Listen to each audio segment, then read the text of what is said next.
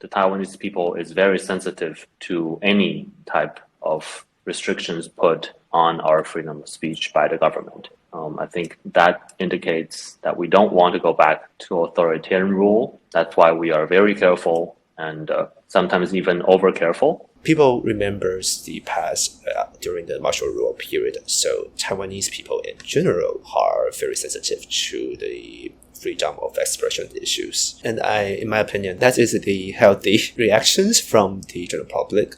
Although I think there are many misunderstandings on the nature of the bill. What are the misunderstandings? The bill itself does not create any new category of the illegal content. Secondly, in my opinion, that this bill is trying to create a general framework and a general procedure to deal with the illegal content.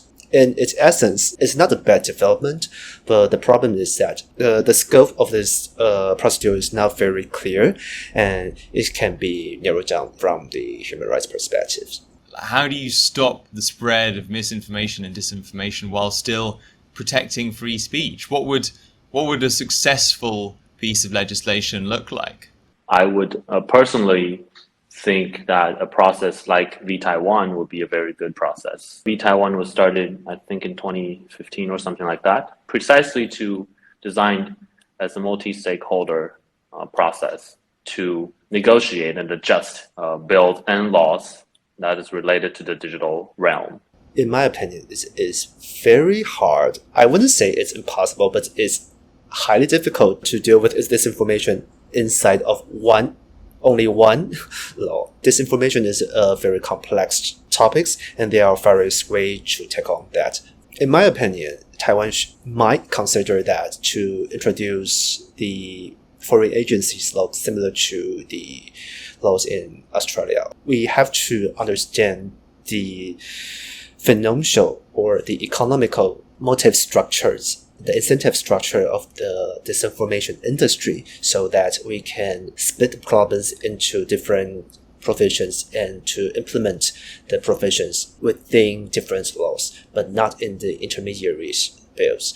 Taiwan explicitly has said that it modeled this draft bill on legislation in the EU and the UK. I mean, is there a country or a place in the world that you think is doing this kind of thing right? In my opinion, there haven't been any really successful model in the legislation part to counter this kind of disinformation. I think if our government has done enough homework, they should share the content of their homework with us. For example, I just saw people on social media producing their own comparisons of the Online Safety Act from the UK, the Digital Services Act from the EU, and our own bill. In my opinion, since Taiwan has gone through more or less a 10-year process of making the government more open, transparent, and participatory, I think that should be the government's first step. The government claimed that they have referenced these laws, but the people has to decide for themselves if the government's claim is legitimate or not. So provide evidence for the people to convince people that you have done your job to the best of your ability. And then we have trust. And the government for now has postponed this bill indefinitely. Do you expect they'll actually push it through later, perhaps after the elections at the end of this year? This sort of reminds me of the 2014 318 movement, when then Congress trying to, quote unquote, push through certain legislation, the civil society reacted. I don't think the current government, I hope that the current government does not forget about that. In the future, if there are some eye-catching cases involving in the platforms or involving in the illegal content, maybe it would become politically feasible for the government to push that bill. And they might try to push that bill in that situation.